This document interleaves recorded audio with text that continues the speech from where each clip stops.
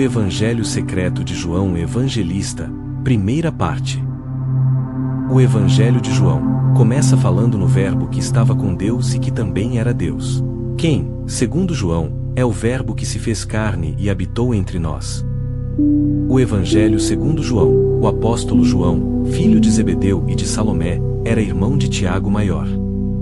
Quando exercia, com seu pai, a ocupação de pescador, Jesus o chamou ao ministério apostólico, onde se distinguiu pelo título de discípulo amado do Cristo. Depois da ascensão do Senhor, João pregou o Evangelho na Ásia Menor, por cujo motivo foi desterrado por Domiciano para a ilha de Patmos, onde escreveu o Apocalipse.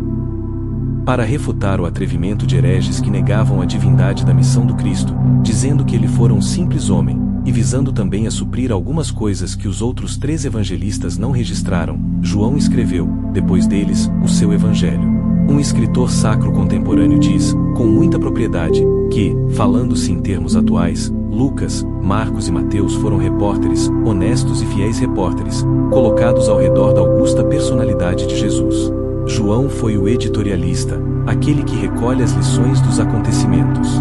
João diz que o Verbo fez todas as coisas. No princípio, conta João, era o Verbo, e o Verbo estava com Deus e o Verbo era Deus. Ele estava no princípio com Deus. Todas as coisas foram feitas por ele, e sem ele nada do que foi feito se fez. Nele estava a vida, e a vida era a luz dos homens. E a luz resplandece nas trevas, e as trevas não a compreenderam. Após referir-se assim a Jesus, o evangelista fala de João Batista. Houve um homem enviado de Deus, cujo nome era João. Este veio para testemunho, para que testificasse da luz, para que todos crescem por ele. Não era ele a luz, mas para que testificasse da luz. O Evangelho Apócrifo de João. Capítulo 1. O ensinamento do Salvador e a revelação dos mistérios e das coisas ocultas no silêncio. Ele ensinou ao seu discípulo João. Certo dia, quando João, irmão de Tiago, filho de Zebedeu, subiu ao templo, aconteceu que um fariseu, chamado pelas mãos do Senhor, aproximou-se dele e disse: Onde está o seu mestre, a quem você tem seguido? João respondeu: Ele voltou para o lugar de onde veio. O fariseu disse: Este Nazareno os enganou grandemente. Ele encheu os seus ouvidos com mentiras, fechou o seu entendimento e os desviou das tradições de seus pais. Quando eu, João, ouvi esses comentários, afastei-me do templo em busca de um lugar solitário. Fiquei muito triste e pensei: como o Salvador foi escolhido?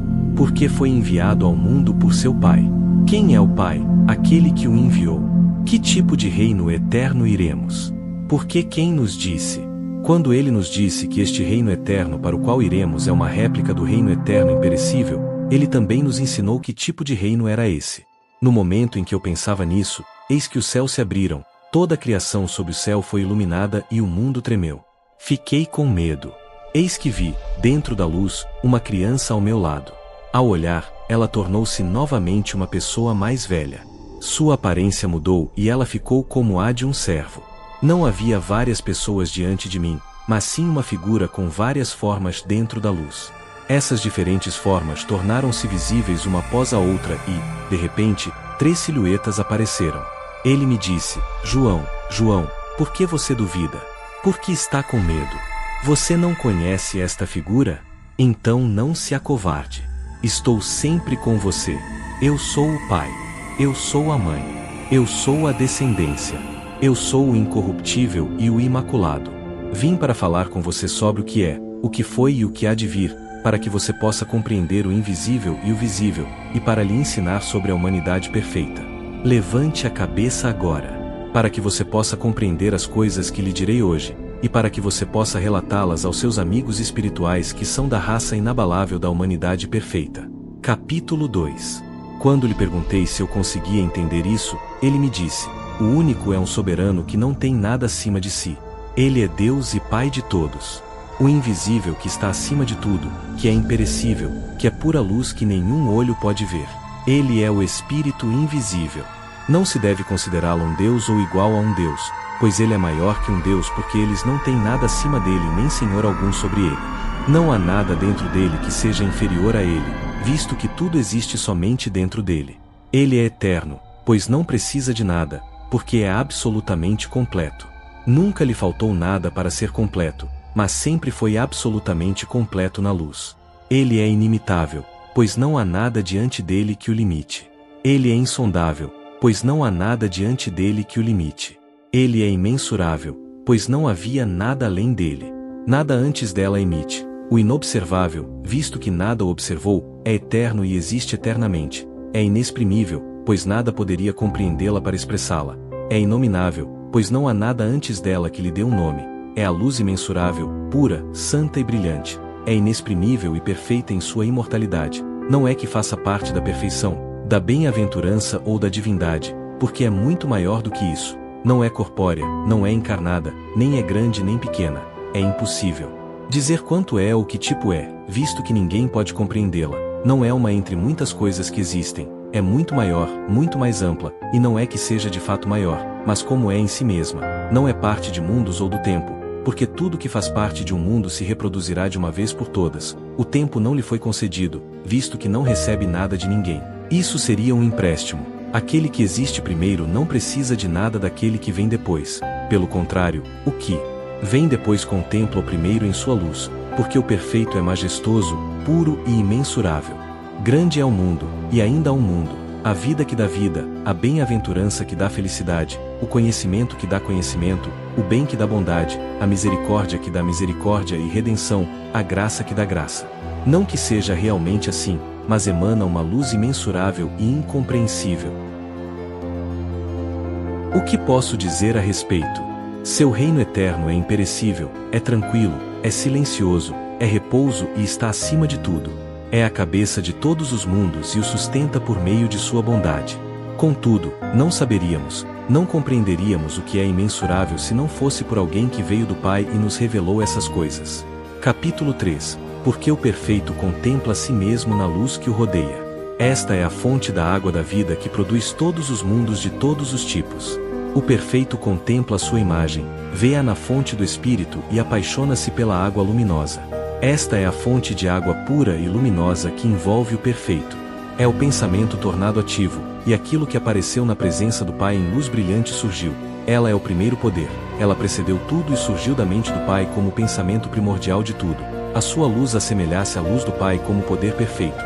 Ela é a imagem do Espírito Virgem perfeito e invisível. Ela é o primeiro poder, a glória maravilhosa ou a glória perfeita entre os mundos, a glória emergente. Ela glorificou e louvou o Espírito Virgem porque surgiu através do Espírito. Ela é o primeiro pensamento, a imagem do Espírito. Ela tornou-se a útero universal, porque ela precede todo o Pai comum, a primeira humanidade, o Espírito Santo, o homem tríplice, o poder tríplice, o andrógeno com 3 nomes, o reino eterno entre os seres invisíveis, o primeiro a emergir. Umbar pediu ao Espírito Virgem invisível que lhe desse conhecimento prévio, e o Espírito concordou. Quando o Espírito concordou, o conhecimento prévio apareceu e ficou ao lado do pensamento prévio. O conhecimento prévio procede do pensamento do Espírito Virgem invisível. Glorificou o Espírito e o véu do poder perfeito, pois através dela nasceu. Ela pediu novamente que lhe fosse dada a imortalidade, e o Espírito concordou. Quando o Espírito concordou com a imortalidade e ficou ao lado do pensamento e conhecimento prévios, glorificou o véu invisível e amoroso, pois através dela nasceu. Umbar pediu que lhe fosse dada a vida eterna, e o Espírito invisível concordou. Quando o Espírito concordou com a vida eterna, eles ficaram juntos e glorificaram o véu invisível e amoroso, pois através dela nasceu. Ela pediu novamente que lhe fosse dada a verdade, e o Espírito invisível concordou. A verdade apareceu. E eles ficaram juntos e glorificaram o bom Espírito invisível e o véu de Abart, pois através dela nasceu. Este é o reino dos 5 do Pai. É a primeira humanidade, a imagem do Espírito invisível.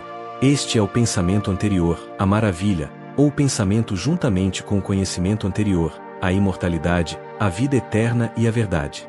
Este é o reino andrógeno dos 5. Este é o reino dos 10. Este é o Pai. Capítulo 4. O Pai penetrou o véu de Abart com um olhar. Com a luz pura e brilhante que envolve o Espírito invisível, Barbe o concebeu.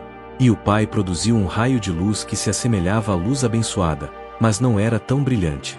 Este raio de luz é a única prole do Pai comum, que teria surgido, e o único broto, e o único do Pai, a luz pura.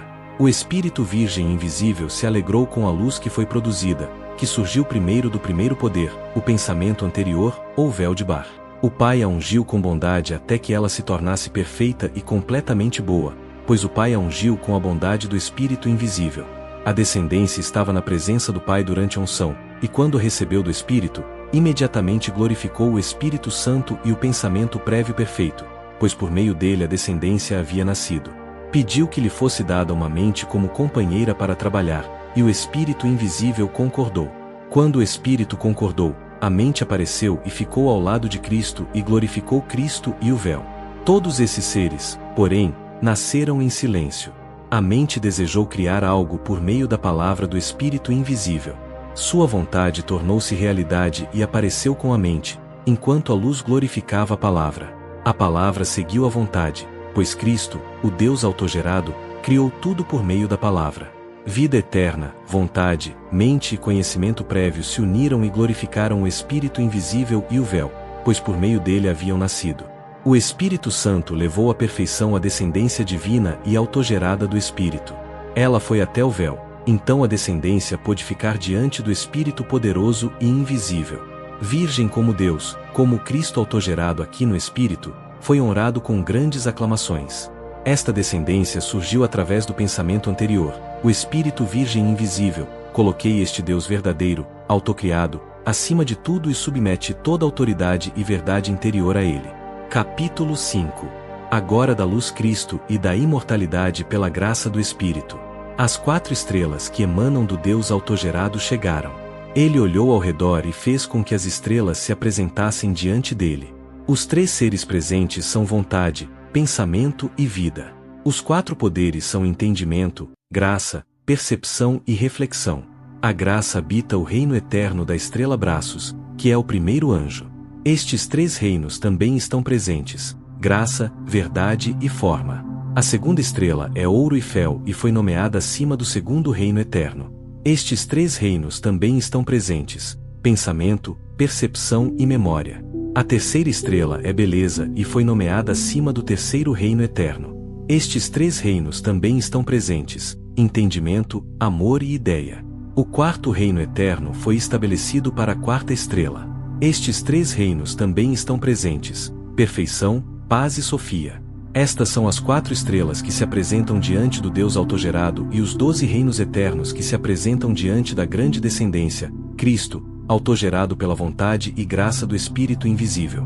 Os 2 reinos pertencem à descendência autogerada e, portanto, tudo foi estabelecido pela vontade do Espírito Santo por meio do autogerado. Do conhecimento prévio da mente perfeita, por meio da vontade expressa do Espírito invisível e da vontade do autogerado, surgiu o ser humano perfeito, a primeira revelação, a verdade. O Espírito Virgem deu um nome ao ser humano. Jarro chamou Damas. Ele chamou Pinheira Damas. Pois o primeiro reino eterno do grande Cristo autogerado, juntamente com a primeira estrela, armou os poderes. O invisível também deu à primeira Damas um poder invencível da mente e do Canadá. Ele glorificou e louvou o Espírito invisível, dizendo: todas as coisas nasceram por meio de ti, todas as coisas retornarão a ti. Eu te louvarei e glorificarei, a ti mesmo, aos reinos eternos e aos 3. Pai, Mãe, Descendente e Poder Perfeito. Damas deu a um filho o nome de Sete, para o segundo reino eterno, juntamente com a segunda estrela. Hoje, ele estava destinado ao terceiro reino eterno, na família de Sete, com a terceira estrela de Beiui. As almas dos santos estavam destinadas ao 4º reino eterno. As almas daqueles que ignoraram a plenitude divina não se arrependeram imediatamente, mas seguiram o caminho da ignorância por um tempo, arrependendo-se depois. Elas estão com a 4ª estrela, os mortos, e são criaturas que glorificam o Espírito invisível. Capítulo 6. Agora, Sofia, que é a sabedoria do pensamento posterior e que representa um reino eterno, concebeu um pensamento. Ela teve essa ideia por si mesma, e o Espírito invisível e o pensamento anterior também se refletiram nela. Ela queria dar à luz um ser como ela mesma sem a permissão do Espírito. O Espírito não havia dado aprovação, sem seu amado e sem a consideração dele, e seu parceiro não deu sua aprovação. Ela não encontrou ninguém que concordasse com ela e considerou essa questão sem a permissão do Espírito ou qualquer conhecimento do que havia decidido.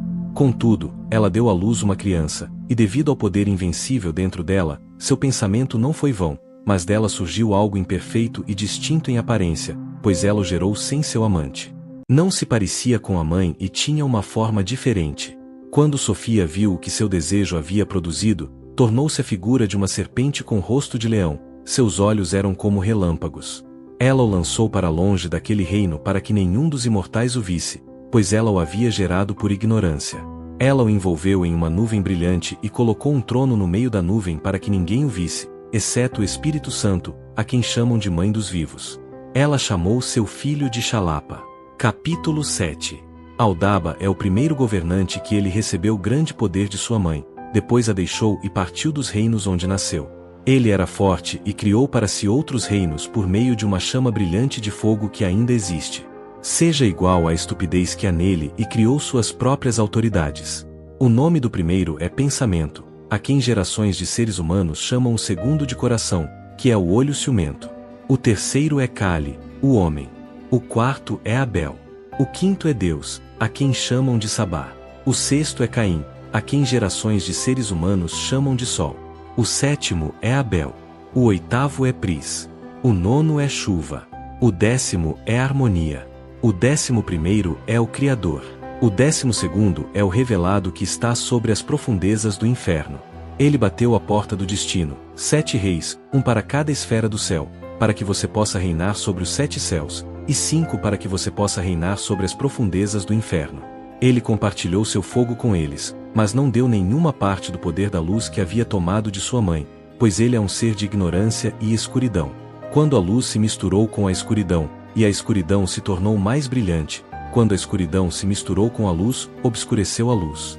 O resultado não foi nem luz nem escuridão, mas sim crepúsculo. Este governante sombrio tem 3 nomes. O primeiro nome é Escalda para você, o segundo é Aquela Classe, o terceiro é Ama.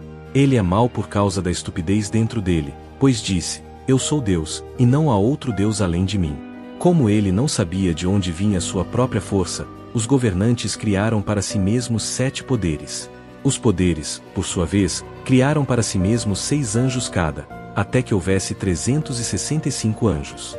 Estes são os nomes dos poderes e suas respectivas aparências. O primeiro é azul e tem o rosto de uma ovelha, o segundo é nos anos e tem o rosto de uma mula, o terceiro é até as falhas e tem o rosto de um cheio, o quarto é Lial e tem o rosto de uma serpente com 7 cabeças.